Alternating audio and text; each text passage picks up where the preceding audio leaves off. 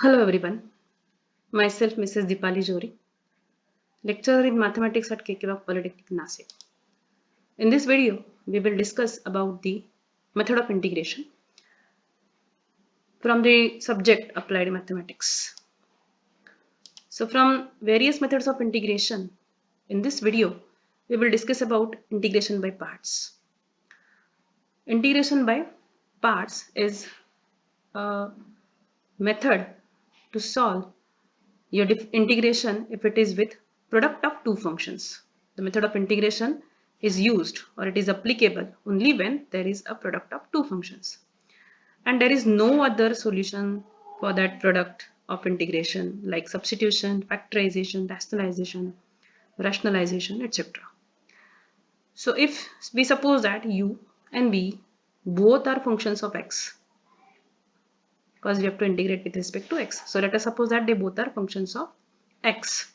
Then your integration of product of u and v by using formula of by parts is equal to u means the first function constant into integration of second means v minus it's a double integration of second into the derivative of first with respect to x.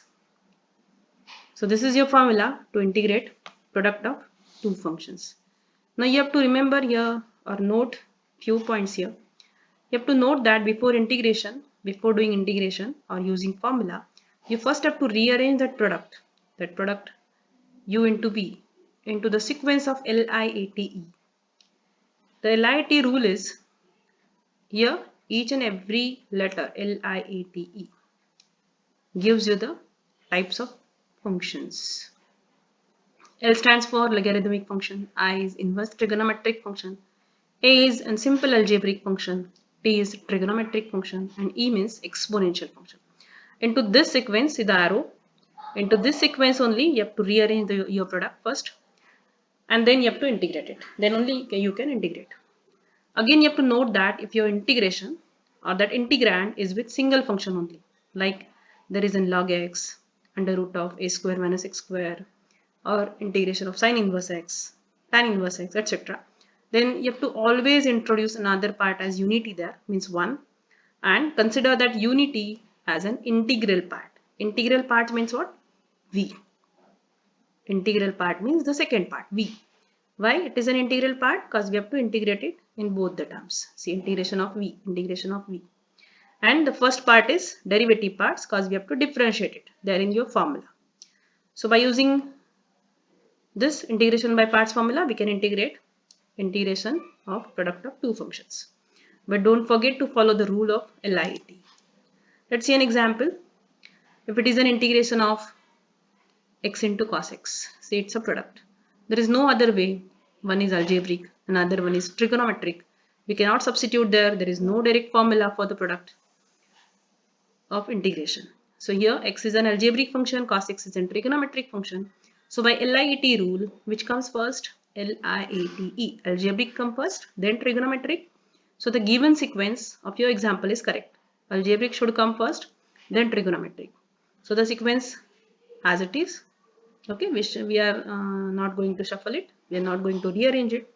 So by the by parts formula, x into cos x, this is your u function, cos x is v function. What is our integration?